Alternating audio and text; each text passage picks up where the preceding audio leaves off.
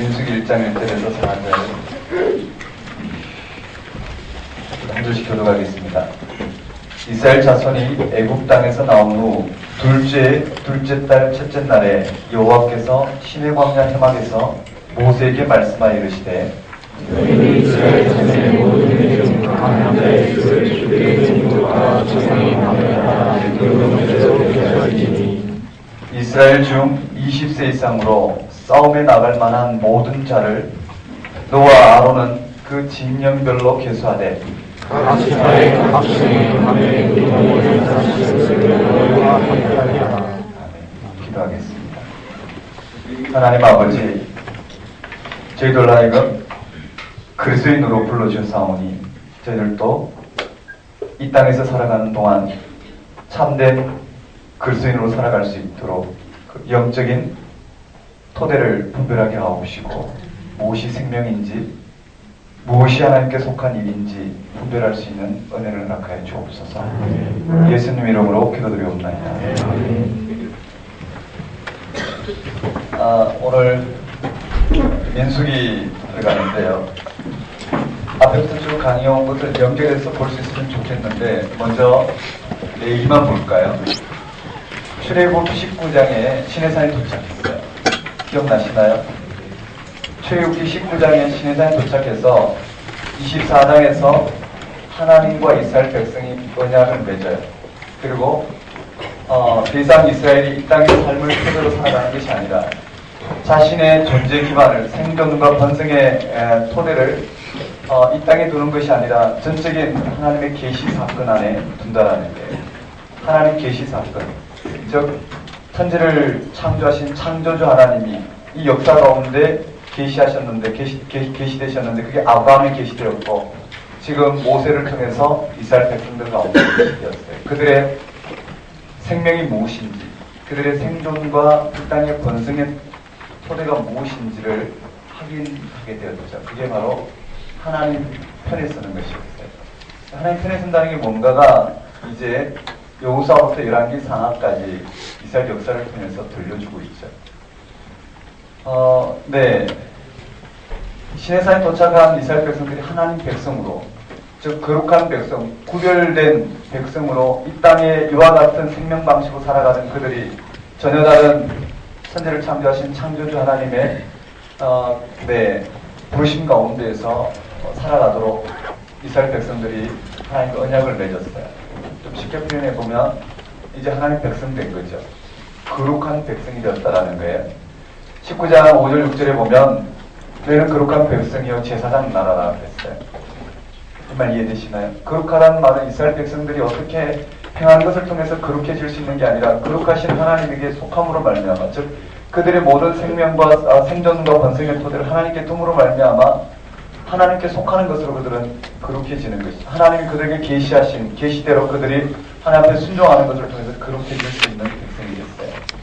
그리고 제사장 나라로서 이 땅 가운데 오늘 우리 인생이 무엇을 위해서 살아야 될지, 우리의 생명이 누구에게 있고 역사를 주관하신 이가 누구시고 이 역사의 시작과 끝이 누구에 의해서 결정되는지, 우리의 어떤 인간의 역사적 발전을 통해서 역사가 진행되고 역사가 발전하는 것이 아니라 전적인 생명을 창조하시고 역사를 창조하시고 주관하시고 그 역사를 향해 계획을 갖고 계신 하나님에 의해서 이 역사가 결정된다는 거예요.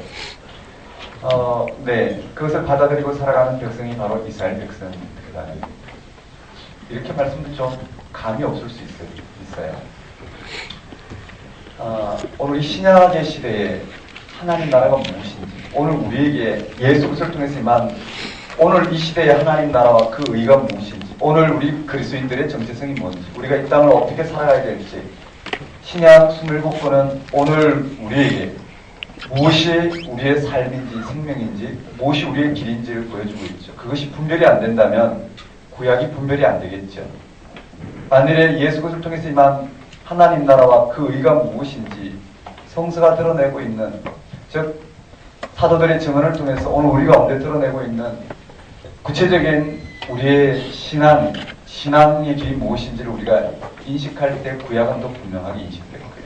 도무지 우리는 하나님 나라와 그 의가 무엇인지, 이 땅에 우리가 행하는 이런 일들이 과연 하나님 뜻인지 아닌지도 분별이 안 된다면 어디에 하나님 뜻이 이루어졌는지, 아직도 우리가 신약의 시대에 예수 그리스도의 십자가 부활과 재림을 통해서 이 역사가 어떻게 이루어지고 어떻게 완성되고 오늘 하나님 통치가 우리 가운데 어떻게 확실한지, 얼마나 분명하고 얼마나 절대적인지 이 세계를 들여다보지 못한다면 우리는 구약을 읽어도 그게 무슨 말인지 그냥은 알 수 있어요. 아, 이게 하나님 나라 우리들이 가야 될 길이 그 길이구나 알 수 있지만 오늘 우리의 길로는 받아들이기가 힘들 것이라는 거예요. 신약을 잠깐 이야기해 볼까요? 오늘 진도를 좀 빨리 뽑을 텐데요. 신약을 잠깐 이야기해 보면 오늘 우리가 믿어요. 뭘 믿느냐면은 2000년 전에 이 역사 가운데 구체적으로 계시된 하나님의 계시 사건을 통해서 오늘 우리의 믿음의 실체가 드러난다는 거예요. 사도신경을 보면 내가 믿사오니, 그리고 믿음의 내용이 예수 그리스도에 관련된 내용이에요. 맞죠? 예수 그리스도를 통해서 이루어진 하나님 나라와 그 의를 우리는 믿는 것이에요. 때론 믿음을 어떻게 생각할 수 있느냐 하면 우리가 믿는 믿음은 하나님 나라와 그 의가 예수 그리스도를 통해서 이 땅 가운데 이루어졌다는 것을 믿는단 말이에요. 우리가 믿는다고 이야기했을 때 내일 내 삶 속에 내일 이렇게 극단적으로 표현해 볼까요? 내일 하나님이 여전히 이와 같이 나를 살아있게 하셔서 주일 예배를 드릴 수 있도록 허락하실 것이다. 나는 그것을 믿는다. 그 믿음만큼이나 하나님께서 나를 내일 하나님 품으로 이 땅 이와 같은 생명 방식에서 완전한 하나님의 그 생명의 통치 가운데로 나를 부르실 것을 믿는다. 이 두 가지 믿음의 실체가 똑같다 할 수 있겠죠. 맞나요? 여기서 믿는다고 했을 때 그 믿음은 신념이라 할 수 있겠죠. 우리 기독교에서 말하는 믿음은 아닐 것이에요. 예를 들어서 내일 내가 어떻게 될 것이다, 모레 어떻게 될 것이다, 내 삶을 그와 같이 추측해서 표현하는 것은 믿음이 아니라 신념이라 할 수 있을 것이에요. 우리의 믿음은 어떻게 해요? 구체적인 것이에요. 즉 우리의 믿음은 사실이란 말이에요.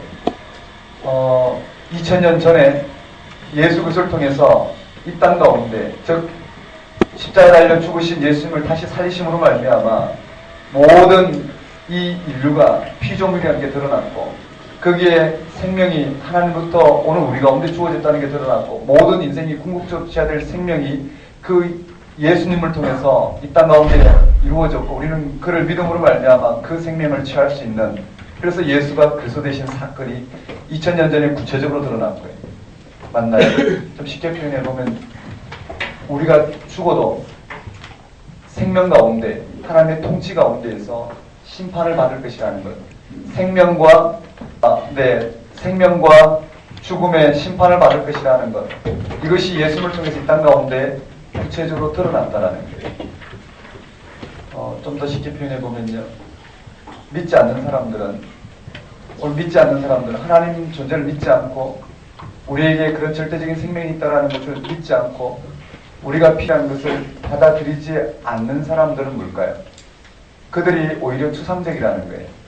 왜냐하면 그들은 이 죽음 이후에 피조물로서 창조주 하나님을 만난 적도 없고 피조물로서 죽음 이후를 들여다보고 온 적도 없단 말이에요. 아무것도 본 적이 없는, 그저 이 땅에 이와 같은 생명 방식으로 살아가는 오늘 우리 한계 가운데 우리 인생을 추론했을 뿐이에요.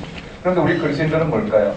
2000년 전에 예수 그리스도를 통해서 하나님의 구체적인 궁극적인 생명의 창조자 하나님께서 그 생명의 능력, 창조의 능력이 예수 그리스도를 통해 나타났고, 모든 인생이 궁극적으로 회복해야 될 그 생명의 능력이 예수 그리스도를 통해서 이 땅 가운데 계시되었단 말이에요.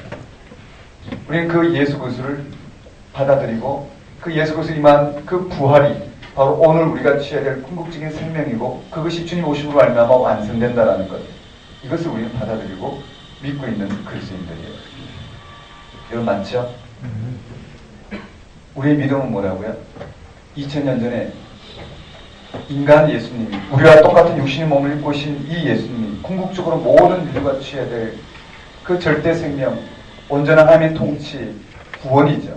그 하나님의 영광, 하나님 나라, 하나님의 의, 이 온전한 창조주 하나님의 이 우주 만물을 창조하시고 궁극적으로 해주시고 온전한 당신의 나라를 이루실 그 절대 생명의 세계를 직접 경험하시고 그 생명의 통치를 이 역사 가운데 열어내신 분이 바로 예수님이시라는 거예요. 그것을 누가 경험했다고요? 제자들이 경험했어요. 사도들이 경험했고, 그들은 예수 그리스도에게 오늘 우리의 모든 피조물들이 궁극적으로 회복해야 될 창조의 능력이 바로 예수 그리스도를 통해서 임하였고, 그것이 우리의 구원이라는 것을 그들은 경험했단 말이에요. 그리고 우리에게 전해주고 있어요. 이해되시죠? 우리의 믿음은 2000년 전 이 역사 가운데 구체적으로 계시된 하나님의 계시 사건이라는 거예요. 그게 예수 그리스도, 예수가 그리스도 되시는 사건이에요. 우리는 이것을 믿고 고백하고 주님 오시는 날까지 증거하는 것이, 그리고 모든 인류가 하여금 그 하나님 앞에 세우는 것이 오늘 우리의 사명이라 할 수 있겠죠. 성경은 이 한 가지를 우리 가운데 들려주고 있어요. 예수 그리스도의 십자가와 부활과 재림을 통해서 하나님의 영광이 이 땅 가운데 임하였고, 하나님의 영광이 영원 무궁토록 예수님 오심을 통해서 완성될 것이라는 것. 이것이 오늘 우리의 구원이란 말이에요. 말 이해되시나요? 자, 여기에서요, 제가 이 말씀 드리는 이유는 우리의 믿음의 실체가 그거란 말이죠. 막연하게 믿는 게 아니에요. 믿음이란 예수를 통해 일어난 그 사건을 받아들이고 내 모든 삶의 토대를 오늘 예수께서 오기 이전에, 하나님 믿기 이전에 살아가던 이 우리의 삶의 토대가 생명이 아니라, 그것이 생명이 아니라 그것이 죄인으로서 하나님을 떠난 우리의 죄의 실존이었어요. 우리의 생명은 예수를 통해서 나타났고, 우리가 여기에서 맛보는 생명이라 생각하는 것이 궁극적으로 어떻게 해요? 하나님을 떠난 죄의 실존으로서 죽음의 현실 가운데 있더라는 거예요. 진짜 예수를 통해서 봤더니 생명이 하나님께 있고, 그 하나님이 오늘 우리에게 그 생명을 허락하셨고, 이 땅에 우리의 이와 같은 삶의 토대를 가지고 그 예수를 통해 나타난 그 생명은 우리가 무엇을 이룸으로 말미암아 성취되는 것이 아니라, 우리가 무엇을 행함으로 말미암아 성취되는 것이 아니라 전적으로 하나님께 속해 있고 하나님이 예수를 통해 허락하신 것이 우리의 생명이더라. 그것을 받아들이는 게 생명이란 말이지. 그 생명은 우리가 뭘 행해서 완성하는 걸 통해, 우리가 무엇을 이루는 것을 통해서 그 생명이 우리에게 완성되는 게 아니라, 생명에 관해서는 한치도 어떻게 우리가 배타적인 사건, 창조주 하나님이 예수를 통해 이 땅 가운데 허락하셨고 주님 오심으로 하면 완성되는 게 생명이라는 거예요.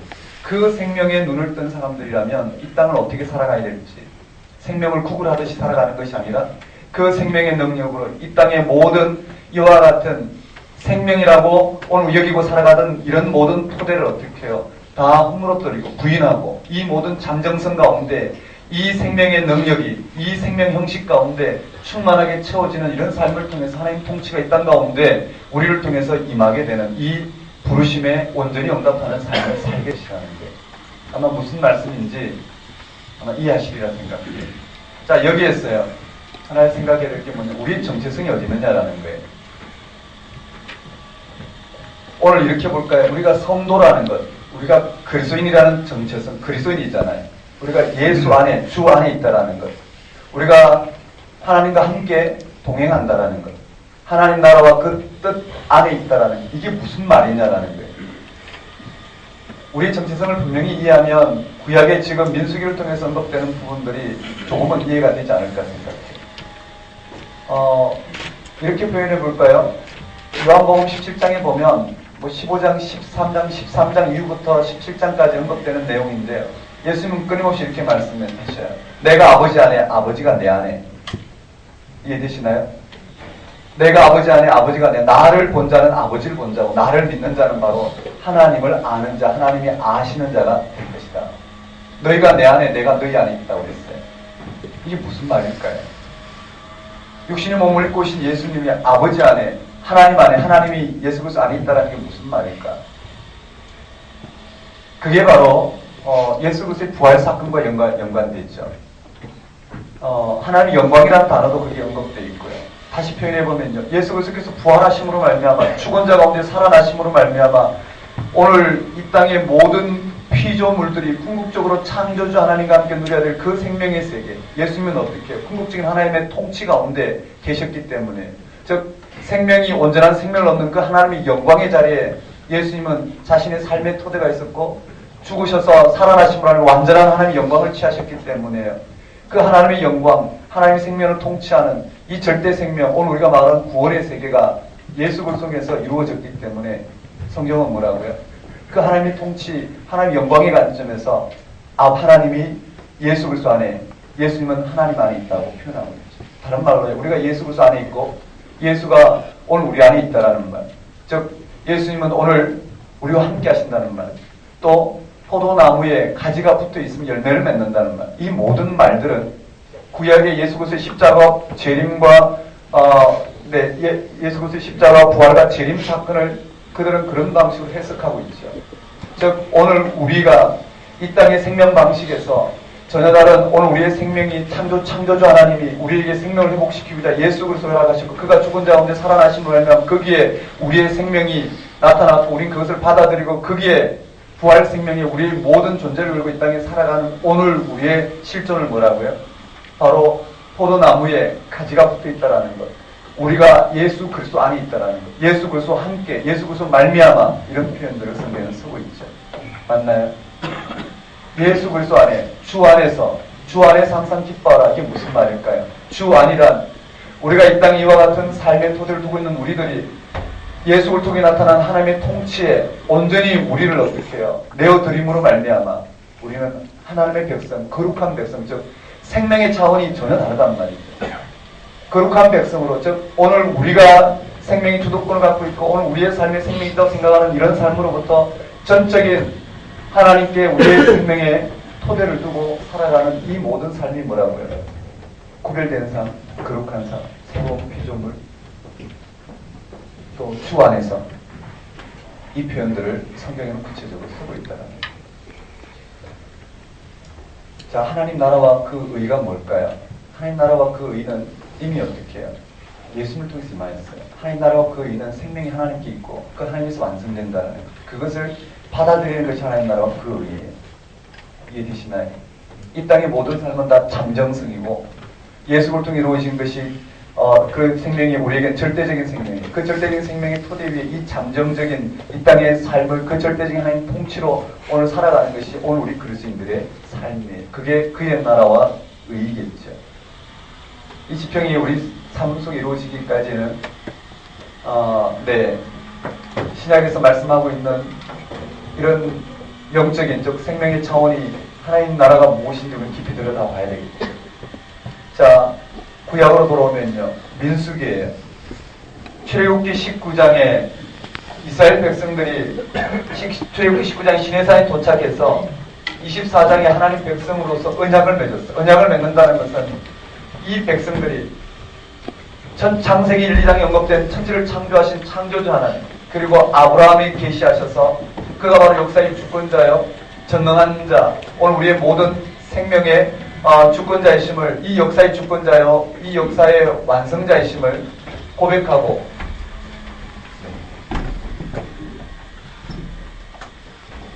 시끄럽군요.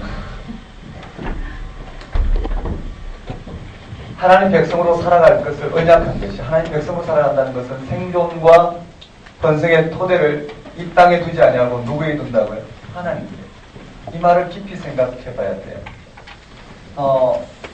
생존과 번성의 토대, 그들이 나라를 지키고 왕권을 유지하고 부국 강병을 꾀하는 것이 그들의 생존과 번성의 토대가 아니라 얼마만큼 전적으로 어떻게 해요?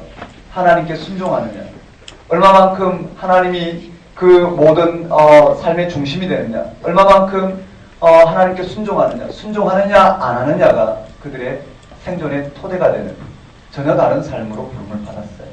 그래서 이스라엘 백성들의 정체성은요, 이 시내산 19장에 도착해서 24장의 언약을 맺고 20장부터 23장까지 십계명을 통해서 그들이 전적으로 어떻게 해요? 하나님께 속한, 즉 이 율법을 허락함으로 말미암아 이 율법이 기록되어 있어요. 이 율법을 순종하는 것이 이스라엘 백성의 삶의 토대예요.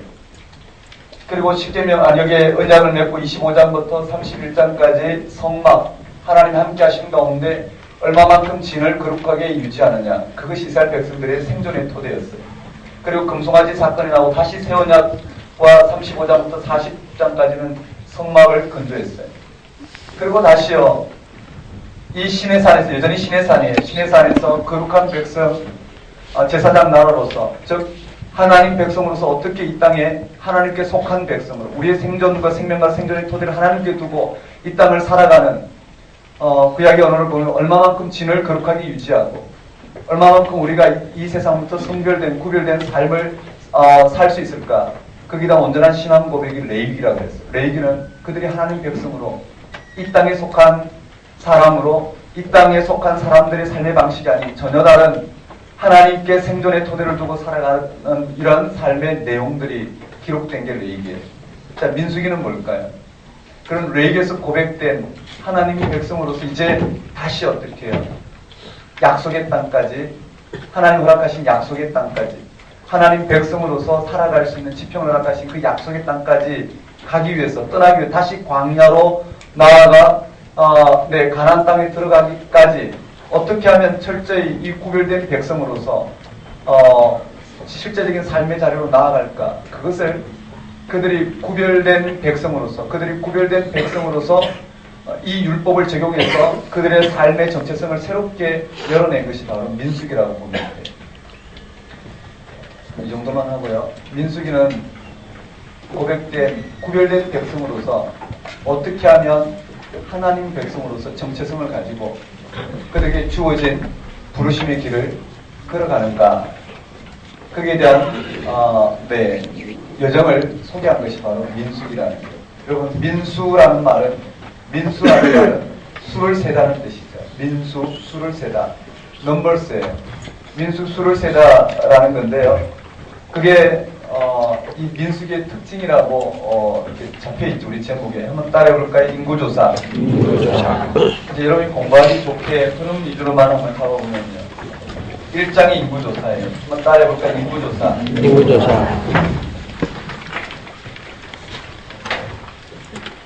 이 1장이 1차 인구조사예요. 한번 따라해볼까요? 1차 인구조사. 1장에 여기가 1차 인구조사예요.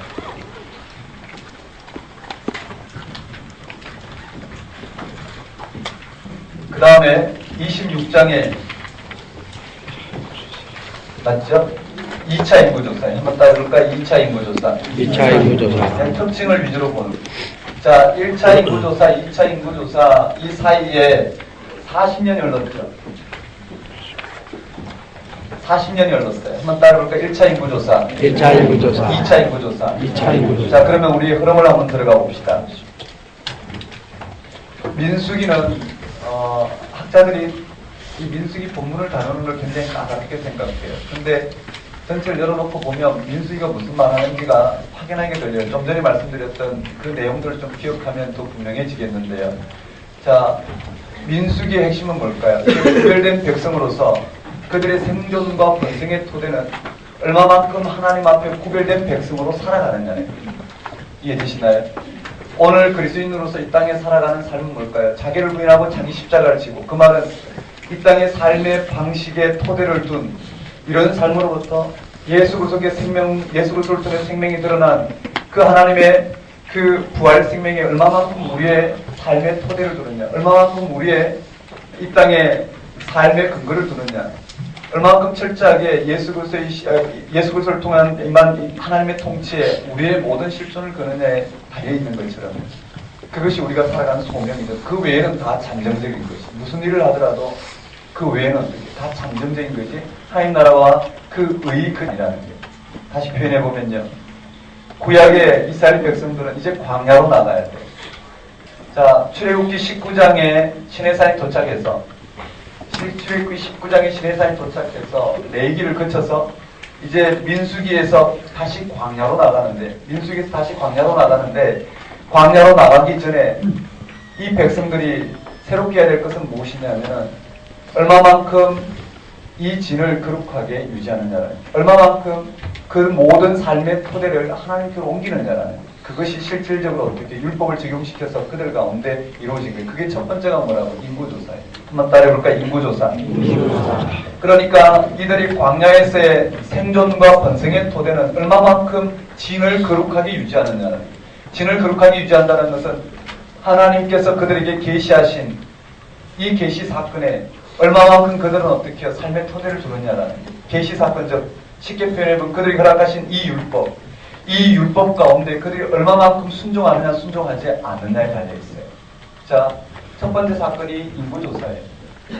광야에서의 그들의 영적인 여정은, 광야에서의 여정은 진을 얼마만큼 거룩하게 유지하느냐에 달려있다고.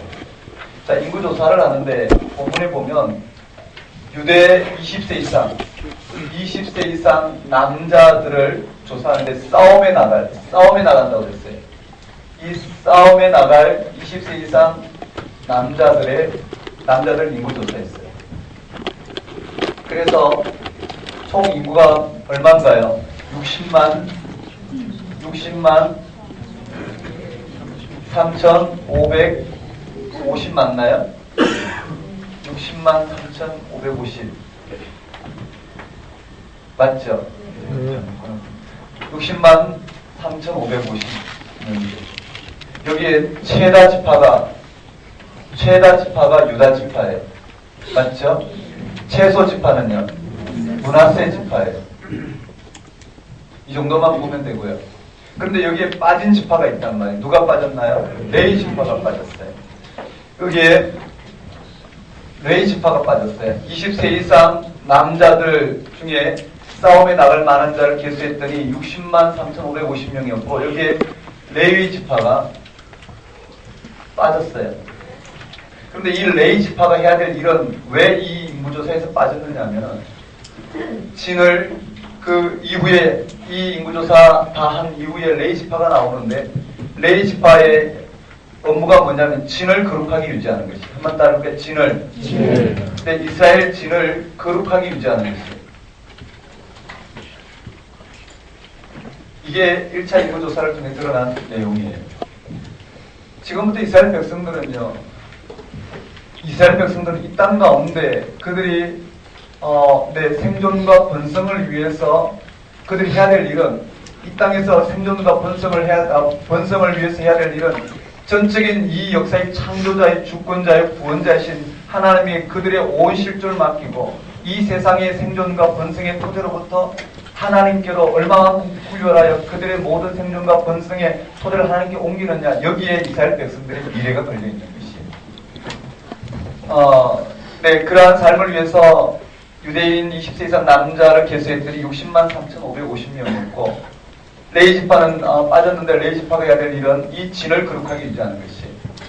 자, 이 진을 거룩하게 유지하는 이 내용이 2장에 언급되어 있어요. 한번 따라볼까요? 진배치. 자, 이스라엘 백성들이 인구조사를 하고 하나님 백성으로서 이 진을 거룩하게 유지하기 위해서 새롭게 배치를 해요. 누구를 중심으로요? 성막, 장막 중에서 특별히 구별된 하나님께서 이스라엘 백성들의 하나님 되시고 이스라엘 백성 하나님의 백성이 되셔서 언약을 맺은 이스라엘 백성들로 하여금 하나님이 함께 하심을 드러내고 있는, 하나님의 영광이 그들과 함께 하심을 드러내고 있는 한 성막, 그렇죠? 하나님이 함께 하시는, 하나님의 영광이 임재하시는 한 장막을 구별하여 하나님께 성막으로 이렇게 섬기게 되었어요. 여기가 성막이에요. 성막이고 성막의 북쪽에 세 지파, 동쪽에 세 지파, 그 다음에 남쪽에 세 지파, 서쪽에 세 지파, 이렇게 돼 있어요. 정확하게 표현하면 동남서북에. 이해되시죠? 우리는 동서남북 이렇게 하지만 이스라엘 백성들이 항상 흐름은 뭘까요? 동남서북 이 위주로 움직여요. 자, 이와 같이요. 첫째 지파는 유다 지파예요. 그쵸? 그 다음에 이사갈, 맞죠? 그 다음에 서불론, 이렇게 지파가 다 외울 필요는 없어요. 마지막이 뭘까요? 납달리 지파인가요? 납달리 지파예요. 자, 이렇게 진이 배치돼서 어떻게 움직이냐면은 진 배치예요. 이 진에는 누가 섬기냐면은 레위 지파가 이 진을 섬기고요. 진에 관련된 것을 섬겨요. 한번 따라해볼까요? 한번 따라하겠습니다. 동, 남, 서, 북.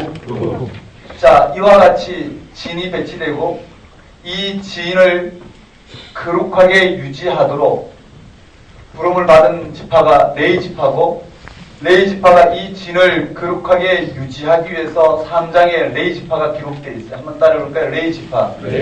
여기에 레위 지파의 임무와, 그렇죠? 그 인구 개수가 인구 조사, 인구 개수가 언급되어 있어요.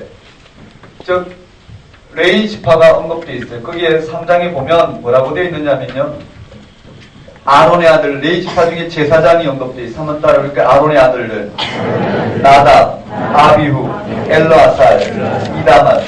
맞아요. 아론의 아들들이 언급되어 있고요. 레위인의 직무가 언급되어 있고요. 그 다음 레위인의 종족 개수가 되어 있어요. 한번 따라볼까요? 레위인, 종족 개수.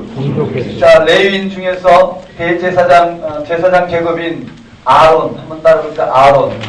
아론의 아들들이 언급되어 있고요. 그 다음 레위인 임무가 여기 언급되어 있고, 그 다음에 레위인 개수가 되어 있어요. 이 레위인 임무는 다시 어떻게 4장에 좀 더 자세하게 언급되어 있죠. 자, 레위인 개수가 언급되어 있는데, 레위인을 개수했더니 그 당시, 즉 이 율법이, 이 말씀이 기록된 그 당시 한 예를 들어 놓은 거예요. 한 인구조사 예를 들었는데요. 레위인을 개수했더니 총 몇 명이냐면은, 레위인 지파 중에서 1개월 이상 돼. 여기는 20세 이상 남자지만 1개월 이상이에요. 1개월 이상자 아이를 조사했더니 총 몇 명이 나오냐면 22,000명이 나와요. 레위인은 22,000명이에요. 22,000명이에요. 자, 이스라엘 백성들을 거룩하게 구별하기 위해서, 이스라엘 백성들이 다 하나님의 백성임을, 이스라엘 백성들이 전부 다 어떻게 하나님으로부터 난 백성임을 드러내기 위해서 어떻게 해요? 그들의 생명은 실제로 6월절 애굽으로부터 건진받을 때, 애굽의 모든 어떻게 해요? 앞에 적종태생들이 다 죽을 때 이스라엘 백성들은 살았단 말이에요. 맞죠? 그걸로 이스라엘 백성들은 다시 하나님부터 거듭난 체험을 하게 되죠. 그걸 통해서 이스라엘 백성들의 모든 초태생은 다 하나님께 바쳐져야 돼요. 그것이 이스라엘 백성들이 하나님께 난 백성이라는 것을 드러내는 상징이죠. 그렇다고 해서 다 죽여 줄 수는 없어요. 첫째 아이를 태어나면 어떻게 해요? 각을 떠서 하나님께 바칠 수는 없어요. 맞죠? 대신에 누구를 바치죠? 레위 지파를 바쳐요. 레위 지파가 하나님께 속해서 그 하나님으로부터 이스라엘 백성들을 거룩하게 구별하는 이 일을 감당해야 돼요. 그래서 이스라엘 백성들의 태어난 모든 초태생들을 마지들이죠. 마지 대신에 레위 지파가 하나님 앞에 그대로 어떻게 해요? 바쳐졌는데, 하나님께 속한 지파는 하나님에게 바쳐진 지파예요. 조사를 했던 1개월 이상 남자 22,000명이. 근데 그 당시에 이스라엘의 초태생을 조사했더니 남자가 몇 명이냐면 22,273명이. 22,273명이. 즉 273명이 더 많아요. 즉 레위 지파가 그만큼 부족하다라는 거예요. 이해되시죠? 이 부족한 부분들을 뭘로 해결했느냐면은 인두세로 해결했어요. 그게 보시면 남이 태어난 사람들을요, 이 숫자가 맞지 않는 부분들을 매명 한 명당 5세겔씩 취했어요. 한번 따르고 5세겔. 그래서 273명에 해당되는 5세겔을 취해서 성전에 바치는 이런 만큼 철저하게 어떻게 하나님께 구별된, 율법에 따라 구별된 이와 같은 형식을 취했더라라는 것이 내용이에요. 이해되시나요? 그리고요, 레위인이, 이 레위 지파가 해야 될 일이 4장에 잘 언급되어 있어요. 한번 따라해볼까요? 레위 지파. 레위 지파 중에서 특별히 아주 중요한 회막 관련, 회막 관련 업무예요. 회막 관련 업무에 뭐가 있느냐면요, 레위 아들들이 나와요. 고핫, 게르손, 무라리. 고핫, 게르손, 무라리가 나와요. 한번 따라해볼까요? 고핫, 게르손, 무라리. 이들이 뭘 하느냐면은 이 회막, 즉 성막이죠. 회막, 성막 차이점 이해되시죠? 성막은 전적으로 하나님 함께 하신, 하나님이 임재하시고 이스라엘 백성의 진과 구별된, 장막과 구별된 장소를 성막이라고 해요. 그 성막에서 하나님이 이스라엘 백성들을 불러서 당신이 계시하시고 하나님 뜻을 드러낼 때 그 성막을 뭐라고요? 회막이라고. 이해되시나요? 왜 그렇게 썼는지 잘 몰라요. 그냥 그렇게 성경에서 구별해요. 하나님께서 성막에서, 그쵸? 하나님께서 성막에, 하나님의 영광이 성막에 가득하더라. 맞아요. 그런데요, 하나님이 회막에서 모세를 부르시더라. 이게 맞단 말이에요. 이해되시나요? 우리는 그냥 성막에서 모세를 부르셨다 해도 되지만, 성경은 그걸 구별해서 쓰더라는 게. 하나님께서 이스라엘 백성들에게 말씀하시되, 성막일까요? 회막일까요? 회막. 이해되시나요? 하나님이 이스라엘에 하나님께서 이스라엘 백성과 함께 하시더라. 어디에 있어요? 성막에 있어요.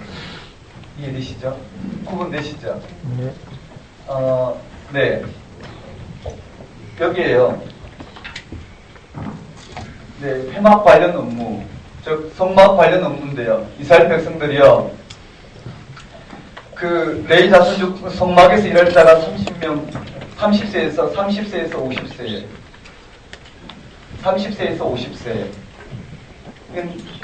가변해요. 25세부터 출발할 수도 있고 60세, 50세 이상도 돼요. 왜냐하면 레인이 많으면 어떻게 해요? 레인이 많으면, 레인이 숫자가 그에 많다면 어떻게 해요? 줄어들겠죠. 레인의 숫자가 부족하면 어떻게 해요? 연령을 늘렸단 말이에요. 그래도 부족하면 어떻게 해요? 우리 나시린 제도와 같이 평민들 중에서, 그쵸?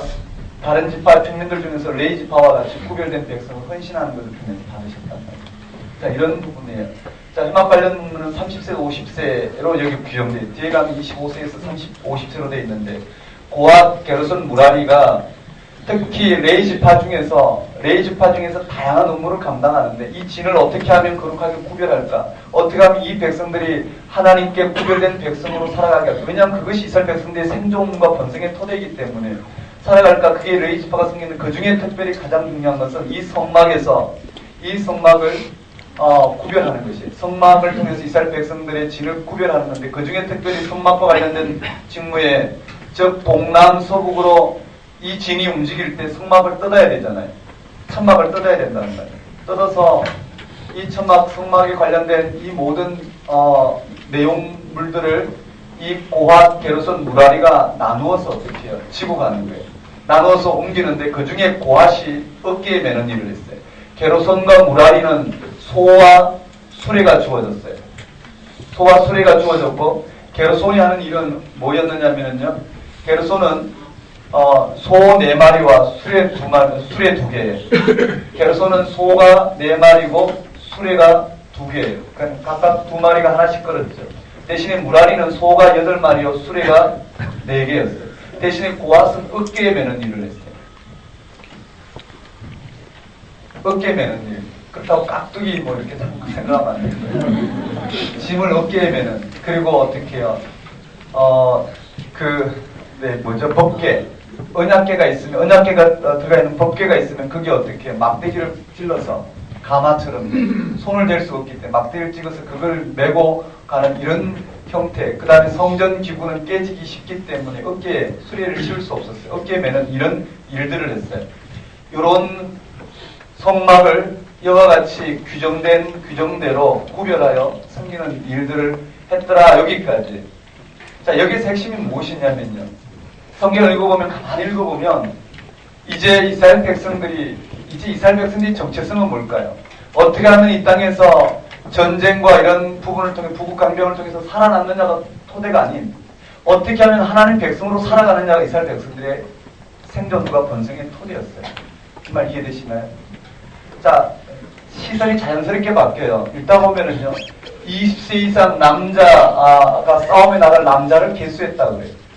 그런데 정작 어떻게 해요?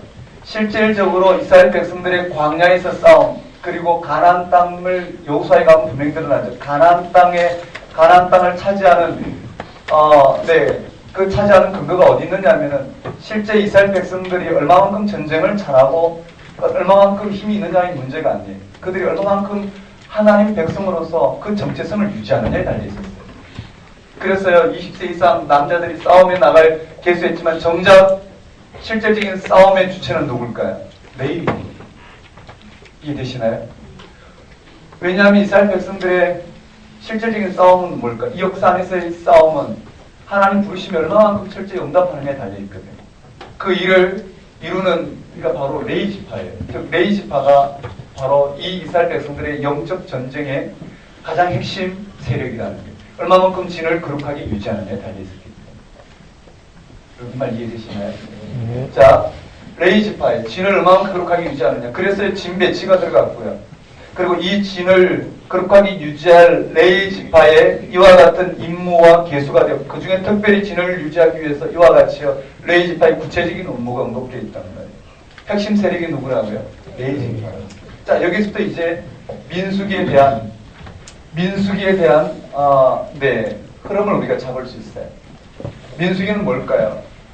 민수기는 얼마만큼 지금 시내산에 사는 백성되었고 거기서 얼마만큼 하나님 백성으로 구별될까? 레위기를 통해서 이미 어떻게 거룩한 백성으로서의 정체성을 확보했어요.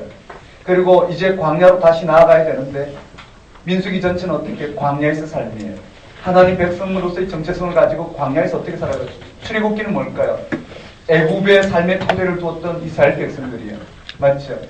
하나님 백성 되고자 출발해온 광야 여정이었다면 이제 민수기는 하나님 백성으로서 어떻게 하나님 허락하신 약속의 땅에 들어갈까? 구별된 백성으로서의 삶의 여정. 이 백성들이 애굽에서의 정체성이 아닌 이 땅의 생존과 번성의 토대를 둔 그런 애굽에서의 정체성이 아닌 하나님 백성의 정체성을 가지고 어떻게 이 광야 여정을 겪고 가나안 땅에 들어갈까? 이것이 이제 이스라엘 백성들의 관건이에요.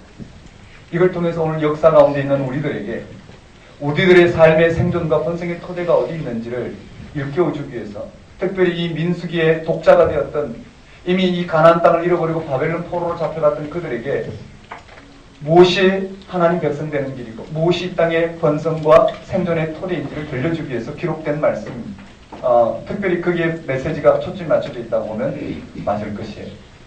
자, 이 역사가요 실제로 여호수아부터 열왕기 상하까지가 이 역사적 관점에서 분별되어 있어요. 자, 한번 보면은요 이스라엘 백성들이 이 민수기에서 가장 중요한 내용은 갑자기 뭐가 나오느냐면요. 이야기 흐름이 나오다. 이와 같이 이스라엘 백성들이 광야를 떠나 시내산을 떠나 광야를 거쳐 가나안 땅으로 들어가기까지 여정을 지금 설명하고 있다가 뭐가 나오냐면요. 율법이 나와요. 그들이 실제로 광야에서 시내산에서 광야에서 하나님 백성 되기 위해서 구별했던 실질적인 법을 적용해서 실제로 그들이 구별된 백성으로 서고자 했던 시도들이 언급된다는 거예요. 좀 더 쉽게 표현해보면 이야기와 법이 같이 반복해서 나와요. 우리 출애굽기는 뭘까요? 출애굽기 전체 흐름 속에서 시내산 언약을 맺고 거기에 율법이 주어지고 또 흐름을 지나가는데 민수기는 그렇지 않아요. 계속해서 어떻게 이야기와 법, 이야기와 법, 이야기와 법이 나와요. 초점이 뭐냐면요. 얼마만큼 이스라엘 백성들이 그 진을 거룩하게 유지하느냐가 이스라엘 백성의 정체성이다. 이 말 이해되시나요? 이 땅에 우리가 살아가는 삶도 똑같아요.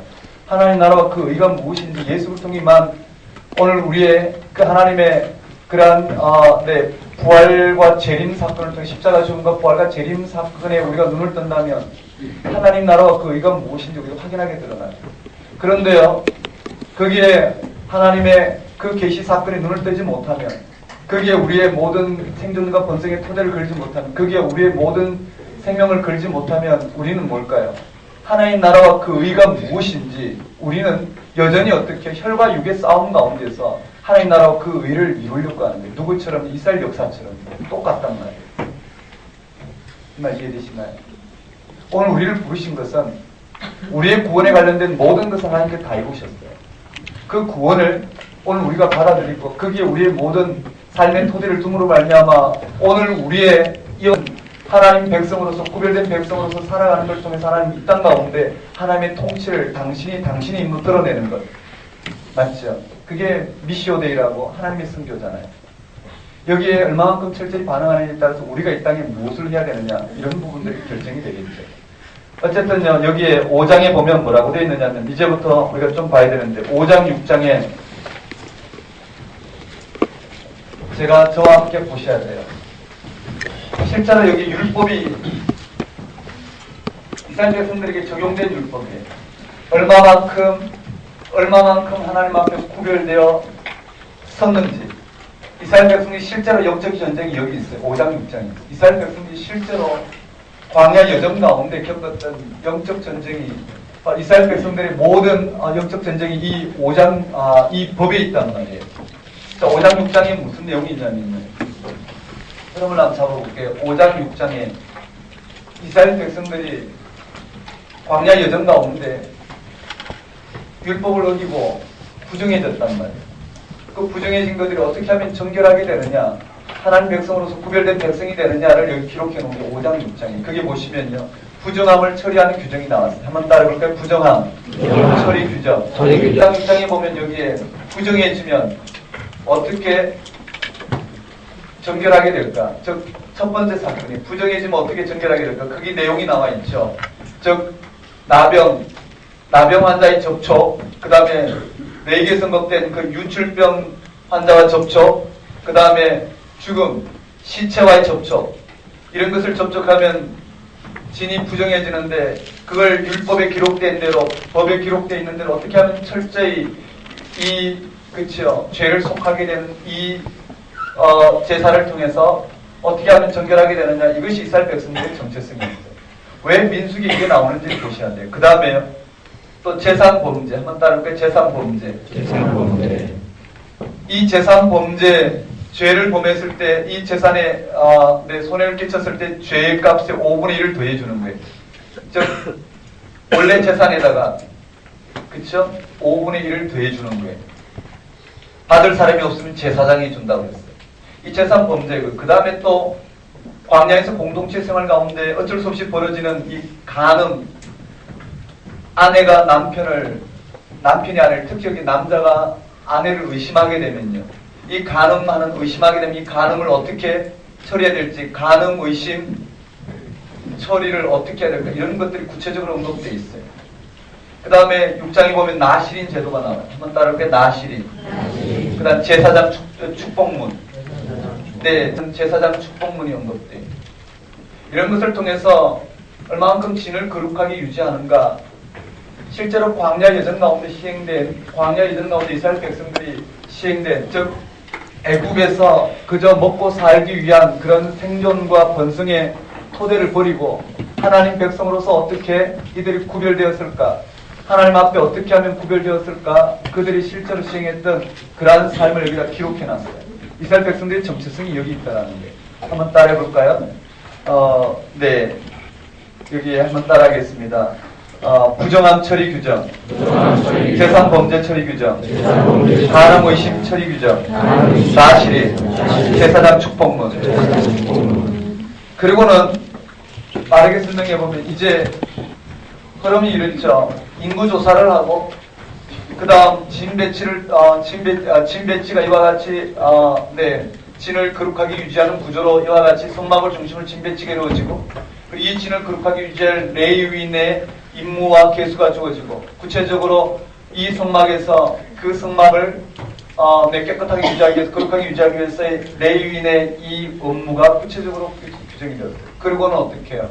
이제 흐름으로 가면은요, 각 지파가 스스로 성별할 성별 예물을 드리고요, 예물을 따면서 예물을 동남소 북, 유다 지파부터 시작해서 납달리 지파까지 예물을 드려요. 즉 하나님의 그 각 지파가 성별하기 위해서, 구별되기 위해서 여기 예물, 그 법에 규정되는 예물을 드려요. 한번 따라볼까요? 유다 지파부터 납달리 지파까지 쭉 예물 드린 명단이 쭉 기록되어 있어요. 자, 예물을 드리고, 네, 예물을 드린 장면이 언급되어 있죠.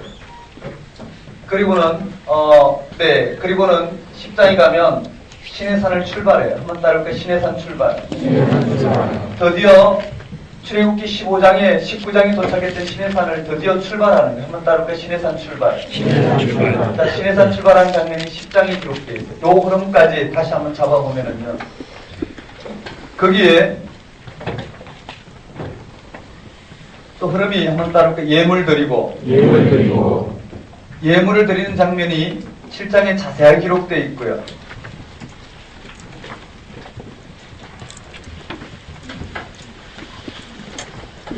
그리고는 7장, 8장, 9장에 이 예물을 처리하고 있는 레위인이 여기 언급되어 있어요. 한 번 더요. 한 번 따로 레위인. 이 앞에 언급된 이 레위인에 관련된 한 번 따로 레위인. 이 진을 거룩하게 유지해야 될 레위인의 직무를 여기 언급되고 있는 레위인이 여기 8장에 한 번 더 소개되어 있고요. 그리고 하나님이 이들을 어떻게 인도하시는지 거기에 유월절 지켰다는 규례가 나와 있고 한번 따로 유월절. 이들이 규정된 대로 유월절을 지킨 절기에 대해서 언급되어 있고 2년 1월 14일이죠. 2년 1월 14일 이와 같이 유월절을 지키고 하나님께서 이 구름기둥, 불기둥으로 이를 인도하셨다는 고백이 있어요. 다시요.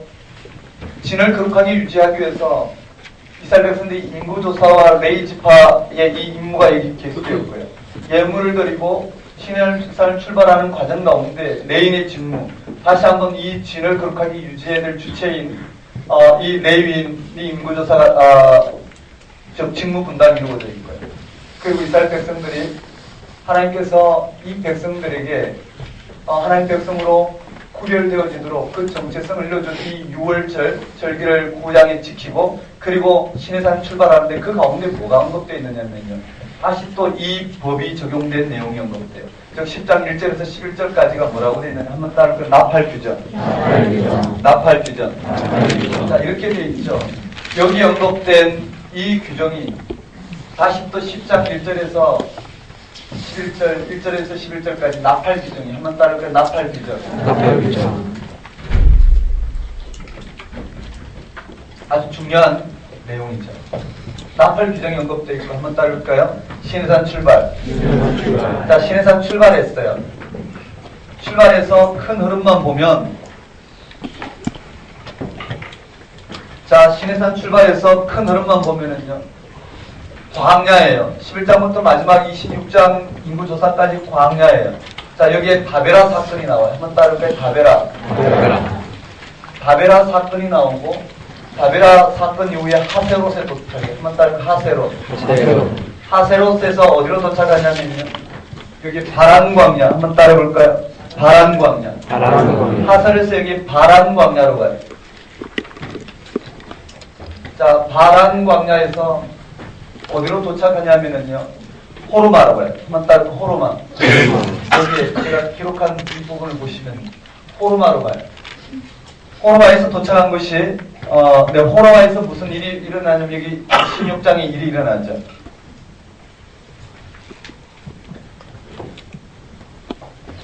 그리고 광야 여정이에요. 20장에 가면 다시 신광야 가데스를 한번 따를까? 가데스. 신광야 가데스에 이르는 장면이 한번 따를까? 신광야 가데스.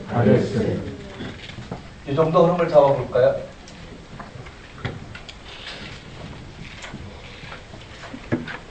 한번 따를까요? 가데스. 호르산.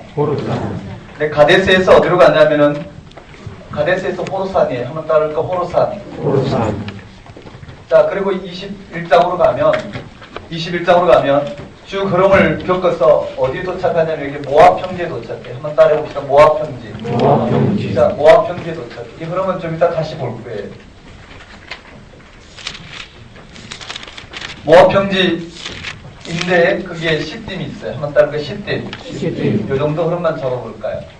자, 이와 같이요. 광야 여정이에요. 한번 따를까? 다베라. 하세롯. 가장 우리가 간단하게 살펴보면 다베라에서 이스라엘 백성들이 원망한 사건이 일어나요. 원망하자 하나님께서 진 끝을 불살라버렸어요. 하나님께서 진 끝을 불살라버렸어요. 그렇죠? 그 사건이 언급되어 있어요. 그 다음에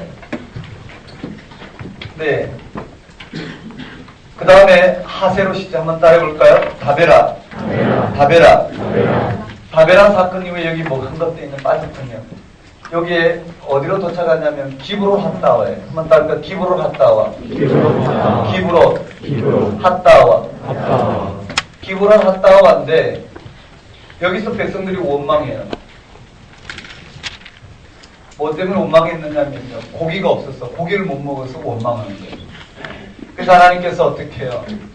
그가 그이들이 한 달 동안 지면에 메추라기를 내려주시고 고기가 이 사이에 있을 때 여전히 고기를 먹고 있고 하나님이 그들을 치셨다는 내용이 나와요. 자, 그리고 그 지역이 기브로 핫다와 되었고요. 기브로 핫다에서 어디로 들어갔냐면 하세롯으로 갔는데 이 하세롯에서 또 원망이 일어나요. 한번 따라해볼까요? 원망. 즉 모세가 구수 여인을 취하자 미리암이 그 누이 미리암과 아론이 그의 누이 미리암과 아론이 모세를 어떻게 비방하는 원망하는 내용이 나와요. 그리고 바란 광야에서 한번 따를까 원망. 즉 가나안 정탐이었죠. 한번 따를까 가나안 정탐. 여기에 가나안 정탐에서 돌아온 그들이 원망한 내용이 나와요. 그리고 호르마까지 쫓겨갔다. 호르마에서 무슨 일이 벌어졌느냐면 여기에요. 호르마에서 무슨 일이 벌어졌느냐면 16장에 고라와 다단 한번 따를까요? 고라, 다단, 온, 아비람 이들이요 반역을 일으켜요. 이들이 원망한 사건이 일어나요. 이런 흐름들이라는 거예요. 이런 흐름들을 겪고 여기까지 오는데요. 지금 말씀드리고자 하는 건 다른 게 아니라 뭘 말씀드리고자 하냐면요. 여기에 이 쭉 1장부터 4장까지 흐름 가운데 결정적인 게 뭘까? 이 실제로 율법이 나온단 말이에요. 법이 나와요. 규례가, 법도와 규례가 나온다라는 거예요. 한번 따라해볼까요? 법도와 규례. 그 다음에 흐름이 쭉 언급된 다음에 이 법도와 규례가 나와요. 한번 따라해볼까요? 법도와 규례. 또 이 흐름이 쭉 나오고 난 다음에 자, 이와 같이 원망이 정철된 이후에 크라이막스인 이 바란 광야에서 정탐꾼들의 원망 이후에 뭐가 나오냐면 한번 따라해볼까요? 규례와 법도. 이 15장이 규례와 법도가 나와요. 즉 규례와 법도는 그게 여러 가지 제사 종류예요. 한번 따라해볼까요? 가나안 땅에 들어가 드릴 제사. 여기 첫째는요, 제사. 그들이 특별한 구별되기 위해서 드려야 될 제사가 들어가 있어요. 소제, 전제, 거제 여러 가지 종류 언급되어 있어요. 그 다음에 제사죠. 범죄의 종류에 따른 제사도 언급되어 있고 안식일 범한 자 처벌 사건 또 나와요. 한번 따라볼까요? 안식일. 여기에 안식일 범한 자 처벌 사건이 나와요. 그 다음에 옷단에 나는 술에 대한 규정. 이게 언급이 되어 있단 말이에요. 한번 보셔요. 쭉 흐름이 나오다가 갑자기요 이와 같은 법이 나왔단 말이에요. 또 이와 같이 쭉 흐름이 나오다가 법이 나오고 또 흐름이 나오다가 법이 나왔어요. 그리고 여기도 마찬가지 고라 다라온 아비랑 반역. 이 반역이 바로 아론에 대한 반역인데 그 아론의 쌍난 지팡이가 17장 언급되어 있고 그 다음에 또 언급이 된 부분들이요 18장 19장에 보면 법이 나와요.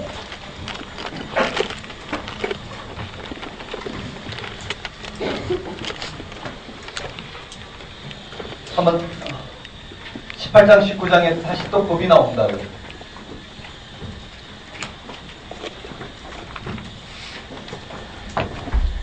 여기 다시 한번요. 레인의 책임과 소득 규정, 레인에 관련됐고 부정을 한번 따서 레인. 레인이 요번에 법 규정이 묶여 있어요. 여기에 한번 따를까 부정을 깨끗게 하는.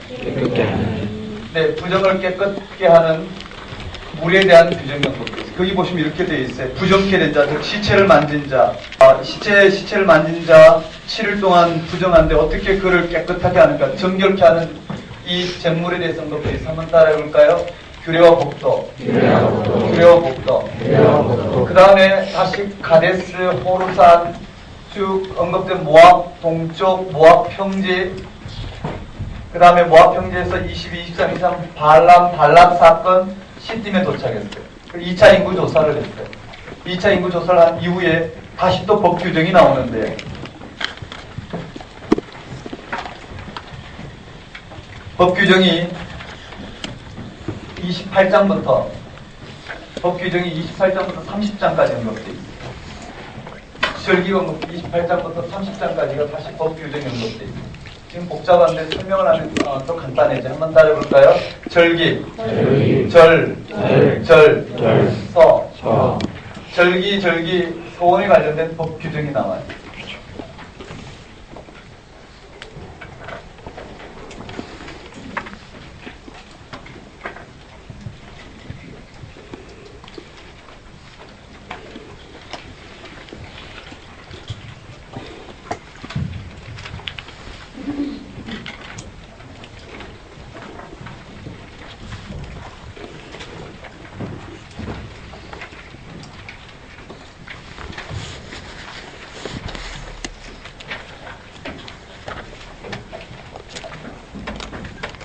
네.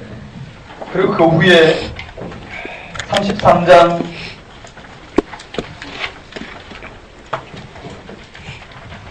그 후에 33장 50절 이하부터 마지막 35장까지 일단 여기 33장 50절부터요 35장까지 이와 같이 법이 나와요. 모세가 이스라엘 백성들에게 이 명령을 하는데 여호와께서 모세에게 명령하게 되는데 법을 지키라는 거죠. 그리고 34, 35장에 그 법에 대한 구체적인 내용이 나와요.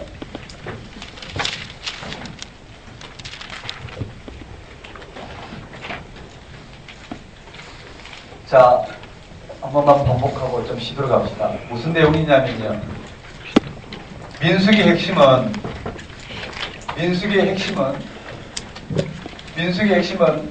이스라엘 백성들의 정체성이 어디 있는가라는 거예요. 이해되시나요? 광야에서 영적 전쟁에, 광야에서 실제적인 광야 여정에 하나님 백성으로서 광야 여정의 승리가 어디에서 결정이 되느냐라는 거예요. 자, 1차 인구조사 한번 따라볼까요? 1차 인구조사. 유대 20세 이상 남자 싸움에 나가서 싸울 남자를 계수했어요. 맞죠?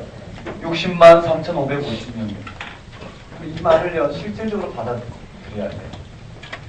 여러분, 이 역사 안에 우리의 이 생명 방식 안에서는 지금 당장 먹고 살고, 지금 당장 상대적으로 어떻게 해요? 저 사람보다 내가 좀 잘 사는 게 행복하고, 그것이 생명이 유지되는 거예요.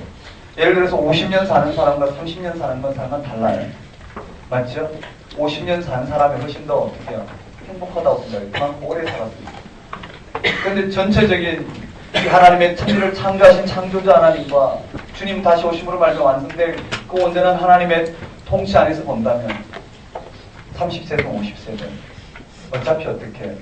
우리는 흙으로 돌아갈 잠정적인 생명 방식이라. 그 안에 오늘 우리의 생명과 번성의 실제적인 내용은 얼마만큼 우리가 하나님이 이 땅 가운데 허락하신 그 생명, 하나님께 속했느냐 속했지 않느냐 우리 삶을 결정하는 결정적인 부분이 될 것이라는 거예요. 지금 이스라엘 백성들이요, 이 민수기 내용을 또는 실제적인 이 모세오경, 즉 토라를 기록한 창출, 레민, 신을 기록한 이 토라의 내용 독자들이 누구냐면 이미 이스라엘 역사 가운데요. 이미 그들은 패배하고 모든 걸 다 잃어버린 그들이란 말이에요. 이들에게 있어서 역사가 무엇이냐라는 거예요. 그 역사에서 헤게모니를 지는 것이 그들의 생존과 번성의 토대가 아니더라는 거예요. 얼마만큼 이 천지를 창조하신 창조주 하나님의 그 계시 사건 앞에 그들이 구별하여 서는가.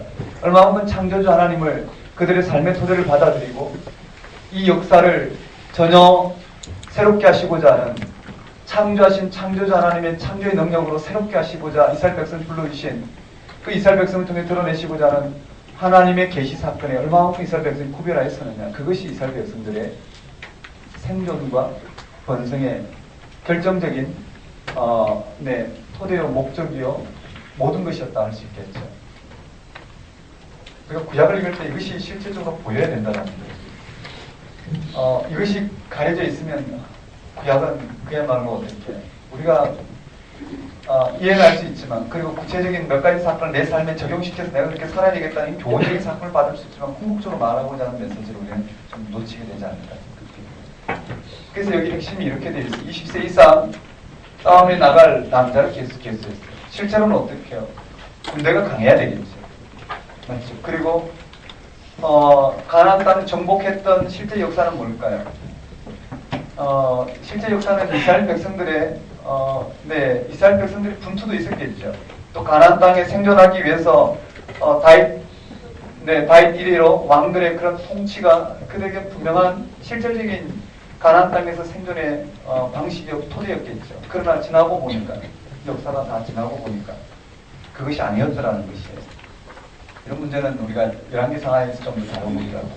자, 20세 이상 싸움에 나갈 남자를 계수했던 60만 3,550명이었어요. 최다 인구는 유다, 최소 인구는 므낫세. 자, 그 중에 계수가 빠진 데 레이지파예요. 레이지파는 뭘 해야 되냐면 진을 거룩하게 유지하는 것이에요. 이해되시나요? 진을 거룩하게 유지하는 게. 그러니까 유대 20세 이상 남자들이 싸우는 여기에 싸움의 성패가 걸려있는 게 아니라 누구에게요? 이 레이지파에게 걸려있잖아요. 특히 레이지파가 하는 일, 이 진을 얼마만큼 거룩하게 유지하느냐에 이스라엘 백성들의 모든 이 땅에서의 삶의 토대가 놓여있더라는 거예요. 그래서 진 배치를 해요. 동남서북 유다부터 시작해서 납달리까지 진 배치를 하고 가운데 성막이 있어요. 성막에서 레위인들이 얼마만큼 이 진을 거룩하게 유지하는가, 그 일이 이스라엘 백성들의 생존의 결정적인 근거가 되는 거예요. 그런 일을 감당할 레이지파가 특별히 3장, 4장이 기록되어 있어요. 레이지파는 이 백성들이 광야 여정 가운데 살아남기 위해서 이 진을 이와 같은 방식으로 거룩하게 유지할 업무를 부여받아요. 그리고 이와 같은 진을 유지하는 실질적인 삶이 어떻게 5장, 6장이 기록되어 있어요. 이스라엘 백성들의 실질적인 영적인 전쟁 자리가 어디예요? 5장, 6장이라는 거예요. 이해되시나요?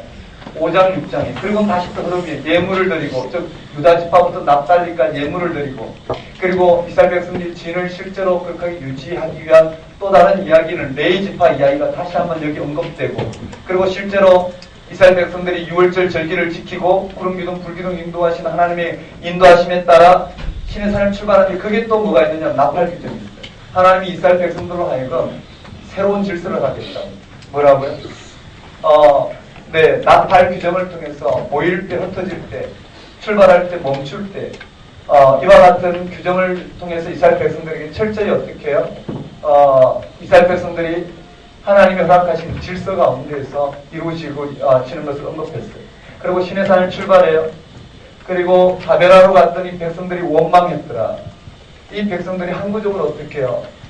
삶의 토대는 어디 있느냐 하면은, 이스라엘 백성들의 실질적인 이 삶의 토대는 하나님 백성 되기 이전에 가나안 땅에 삶이 있는, 먹고 마시고 오늘 이와 같은 생명의 방식으로 이 땅 가운데서 살아가고 있는 그 애굽의 생존과 번성의 토대를 둔 그런 방식으로 생명을 이해하고 그런 방식으로 자신의 생존의 토대를 삼고자 한 이들에게는 어떻게 해요? 먹고 마시는 것이 결정적이었단 말이에요. 그것이 보이는 그들의 삶이었어요. 다베라 사건에서 원망해요. 그리고 기부를 한다고 해서 그들은 고기가 없어 정력이 세해서 못 살겠다. 애굽에서는 고기 가만히 앉아서 그때가 좋았었다. 돌아가려고 하는데 이 기부를 한다고 사건이 있어요. 하스레스도 마찬가지. 하나님 세우신 모세를 미리암과 아론이 원망한 사건이에요. 바람 강야에서 가나안 정탐을 통해서 이미 어떻게 해요? 가나안 땅에 이미 수십 개 부족이 도시 국가를 이루고 살고 있어요. 이미 자체 방어 능력을 갖고 있는 그들을 바라보고, 특히 여리고성에 있는 아랍 자손이라든지 이런 보고 이들은 이제 낭망해서 애굽으로 돌아오죠. 모세를 죽이고 한 장관을 세워서 애굽으로 돌아가. 이건 하나님의 계획이 아니라고 이야기하는 불신한 가운데 있는 이들이. 항구적으로 이들 가운데 실질적으로 어떻게 해요? 이 15장 말씀을 기록함으로 말미암아 이스라엘 백성들의 영적인 정체성이 어디 있는지를 지금 여기다 설명하고 있습니다. 이해되시나요? 이스라엘 백성들의 실질적인 어떻게 영적인 정체성은 바로 이 율법을 지킴으로 말미암아 하나님 백성들은 하나님 앞에 그렇게 구별되는 것이 바로 실질적인 이스라엘 백성의 정체성인 걸 드러내고 있어요. 정말 이해되시죠? 민수기에서 언급되고 있는 건 바로 여기에요. 그 다음에 광야의 흐름 가운데 여기, 또 그 다음에 광야의 흐름 가운데 여기. 되셨나요? 다시 또 원망 사건 중에서요. 이스라엘 백성의 원망 사건 이야기 중에서의 크라이막스는 여기에요. 이야기 중에서 크라이막스는 고라, 다단, 온, 아비람 총체적으로 이스라엘 백성들이요. 이와 같이 원망을 통해서 스트라이크를 일으켜서 반란을 일으켰어요. 반란이 일으킨 다음에 뭐가 언급됐냐면 다시 또 어떻게 주어요? 이스라엘 백성들의 생존은 어디 있다고요? 율법을 지키는 데 있다. 하나님 백성들이 되셨죠. 그리고 다시 또요, 광야 여정 40년이 지났어요. 쭉 광야 여정 가운데 시딤에서 음행 사건, 그 다음에 2차 인구조사, 그 다음에 27장에 인구조사 이후에 하나님 법인 슬로바 딸들 문제 나왔어요. 그러고 난 다음에 또 이스라엘 백성들이 항구적으로 하나님 백성되는 부분은 이 법을 지키는 거예요. 절기 소원. 그 다음에 또 광야 여정 가운데 주어진 것을 여기다 요약 설명하고 다시 또 어떻게 해요? 이스라엘 백성들의 항구적인 부분은 어떻게 해요? 이 법을 지키는 것이다. 정말 이해되시죠? 민수기가 어떻게 기록됐는지. 민수기는요, 이야기법인데 이야기가 중요한 게 아니라 법이 중요하다. 판례. 법 자체가 얼마만큼 철저히 지켰느냐가 아니라 이스라엘 백성들이 하나님 백성으로서 구별돼. 즉 철저히 하나님 백성으로 구별되는데 어떻게 해요? 이스라엘 백성의 생존, 번성과 생존의 문제가 뭐입니까? 한번 이해되시죠? 네. 하나님의 일이 뭐라고요? 하나님의 일은 가난을 정복하는 것도 아니고, 맞죠? 그들이 이 땅 가운데 잘 먹고 잘 사는 것도 아니고, 그들이 얼마만큼 이 땅에서 영광을 취하는 것도 아니에요. 이해되시나요? 하나님의 뜻은 이스라엘 백성들에게 하나님 계시하신 그 사건에 온전히 순종하는 거예요. 오늘 우리가 똑같단 말이에요. 하나님 나라와 그 의의가 무엇인지, 하나님 나라, 하나님의 일이 무엇인지 우리가 이 하나님이 계시하신 계시 사건에 비춰서 우리가 받아들여야 돼요. 우리에게 하나님 뜻은 예수 그리스도를 통해서 이루어졌어요. 하나님 나라와 하나님의 의는 어떻게 해요? 예수 그리스도 십자가 부활과 재림을 통해서 이루어졌어요. 거기에 항구적으로 우리가 어떻게 해요? 일치하는 것이 하나님 나라의 일이에요. 그렇게 쉬운 거냐면 아니라 이 땅의 생명을 그래야지만이 되는 거예요. 우리가 결정적인 이유는 없어요. 먼저 그것이 이루어져야지 우리를 통해서 이 땅 가운데 하고자 하는 잠정적인, 결정되지 않은 잠정적인 그런 일을 통해서 궁극적인 하나님 뜻이 드러나는 거죠. 자, 그렇게 봤으면 좋겠어요. 되셨나요? 네. 우리 10분 쉬었다가 민수기 정리하고 싶습니다.